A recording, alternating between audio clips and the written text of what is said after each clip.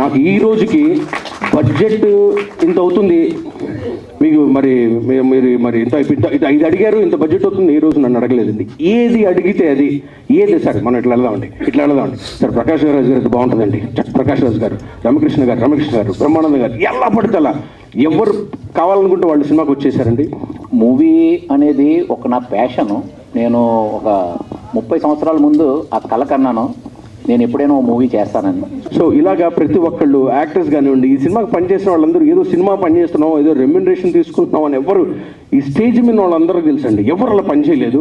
టైమింగ్స్తో సంబంధం లేదు, మిగతా వాటితో సంబంధం లేదండి. ఇది వచ్చింది, ఇది రాలేదు, అది పెట్టలేదండి. ఒక ఫ్యామిలీ లాగా అందరం కలిసిపోయి మా కోసం, కథ కోసం, మా కోసం కష్టపడి పనిచేశారు. ఇక్కడ ఉన్న ప్రతి ఒక్కళ్ళకి పేరు పేరున అందరూ సినిమా సక్సెస్ని ఎంత బాగా ఎదురు చూశారంటే, నాకన్నా బాగా ఎదురు చూశారండి. దీని వెనకున్న వాళ్ళు అందరికీ తెలుసు.